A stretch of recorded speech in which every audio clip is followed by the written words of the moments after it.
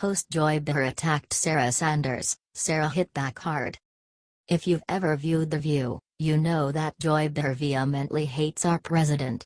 She leaves no doubt about her feelings, each day insulting him and his supporters as much as she can. Here's just one example. Courtesy of the daily SHT News, Interviews and Politics. She says he's nuts, needs to be taken out of office, needs to be impeached. Just on and on she goes. Well, on Wednesday, Sarah Sanders went on that show and Behar told her, "I feel sorry for you that you have to go out and defend those lies every day." She was talking about a PolitiFact report that Behar actually got wrong. Behar claimed that Trump lies 95% of the time. Here is a link to what Behar was referring to and I invite you to check it out yourself, while duly noting that it's from the Washington Post and giving it its due worth. The point: Behar was calling Trump a liar, while distorting the truth herself. To which Sarah Sanders retorted, "The problem with that, Joy, is that you are doing exactly what we are talking about and pushing a false narrative."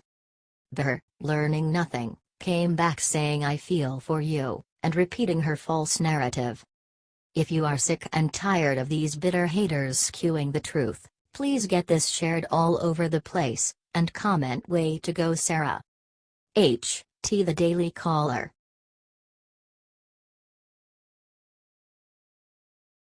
Ivanka just did what nobody expected inside the Oval Office, leaving Congress stupefied. President Trump had a very important meeting with some members of Congress, in the Oval Office on Wednesday. We all know, Trump is very close with his family, especially his children.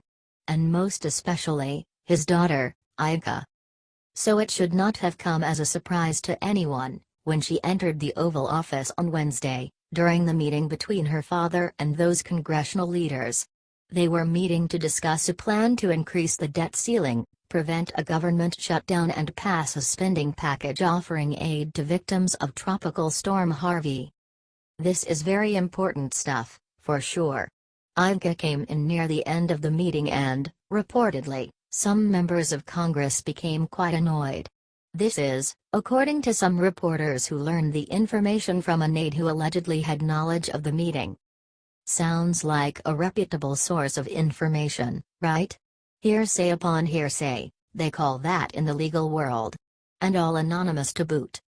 Here's what one person tweeted about the incident.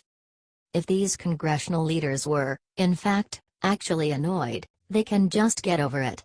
Ivanka, in addition to being Trump's daughter, is on his staff and a very intelligent, capable, articulate woman.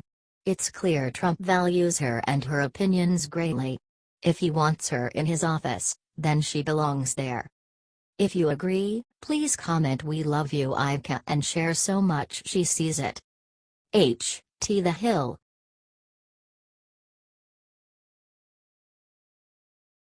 Checkmate. Trump just won a huge victory over CNN and exposed the one thing that will ruin them for good. Believe it or not, but CNN's never-ending, criminally biased witch hunt of President Trump will finally be coming to an end. CNN executives have officially and explicitly directed their investigative team to stop looking into any and all potential ties between the Trump administration and Russia.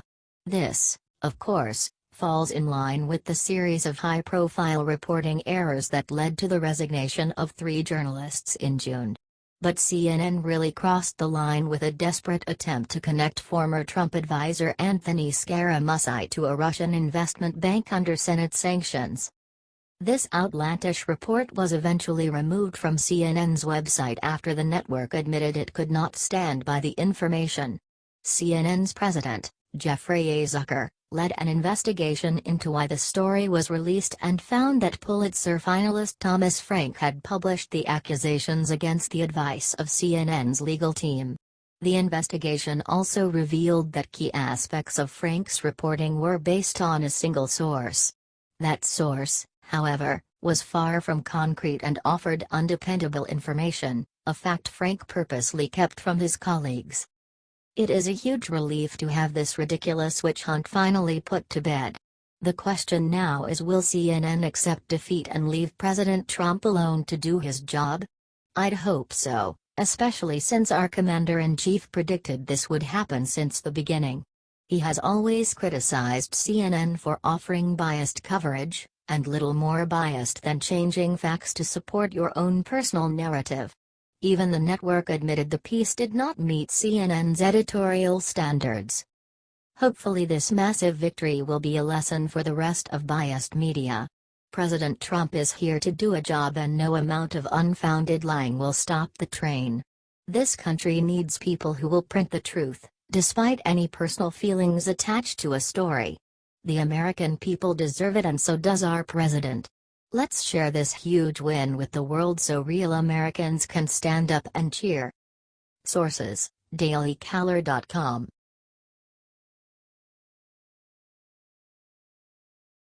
Right before going to bed, Trump made one final DACA decision that will petrify Congress. If there is one thing that every American can agree on, it's that President Trump sure knows how to make an exit. Just last night, right before he went to bed, he put out one final message that changed everything that happened with DACA today. Some people are gonna try to say this is Trump flipping on an issue, but that could not be further from the truth. He has always supported the people in DACA, just not the program. President Trump wants it done right by Congress. However, he will do what is necessary if Congress fails to actually accomplish anything on this major issue like they love to do. The real issue with DACA is that it's just a watered-down version of the DREAM Act. The DREAM Act is the constitutional version that Congress needs to pass that will grant them far better rights than DACA ever could. So, just like the president promised, he is acting with heart towards the Dreamers. Early yesterday he even released a statement saying, "As I've said before, we will resolve the DACA issue with heart and compassion, but through the lawful democratic process." Trump has made it very clear that he wants to see them succeed, but as Americans and not second-class citizens. Now it is up to Congress to make that happen.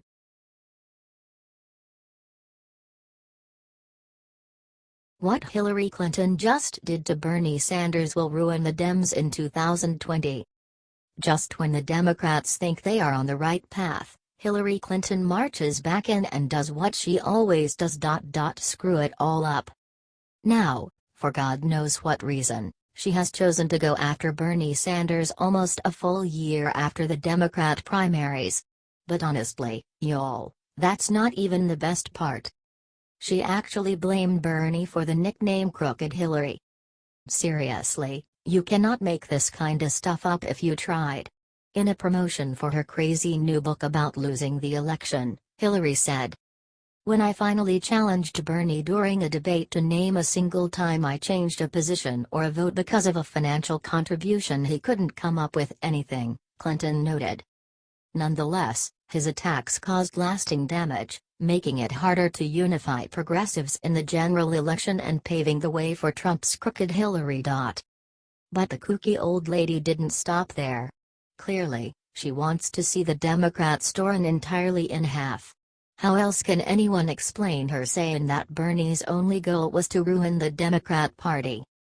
"I appreciated that he campaigned for me in the general election. But he isn't a Democrat, that's not a smear, that's what he says," Clinton continued. "He didn't get into the race to make sure a Democrat won the White House, he got in to disrupt the Democratic Party." Look, I just gotta say it. The real reason she hated Bernie Sanders was not his disruption, it was because he challenged her assumed presidency. Honestly, I feel like we all owe Hillary a big thank you after this. She said her piece, let's help her share it out to all Republicans and, soon to be former, Democrats, and let them all see what the Democrat Party has become.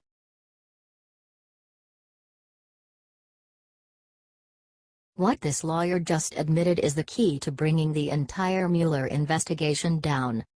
Liberals might have to be some of the dumbest people on the face of the planet. They are boneheaded and full of spite, and to top it all off they have an authoritarian streak, but this recent example of liberal stupidity takes the cake. This one will crush Mueller. Right after ending DACA, one of the attorneys that's working with Mueller threatened to prosecute the president. It's New York Attorney General Eric Schneiderman, who has previously sued Trump and currently works with Mueller. Here he is on the Seth Meyers show. Here's the ticket, though. This is a huge conflict of interest. This guy needs to be fired from the Mueller investigation ASAP. Schneiderman just promised a new lawsuit today alongside Andrew Cuomo to protect New York State's dreamers. Here is their joint statement. If President Trump moves forward with this cruel action, New York State will sue to protect the dreamers and the state's sovereign interest in the fair and equal application of the law, Cuomo said. Ending this policy represents an assault on the values that built this state and this nation. If this frivolous lawsuit goes forward, doesn't it mean that Schneiderman needs to be cut from Mueller's team? He can't be suing the president and investigating him. Share this absolutely everywhere, patriots.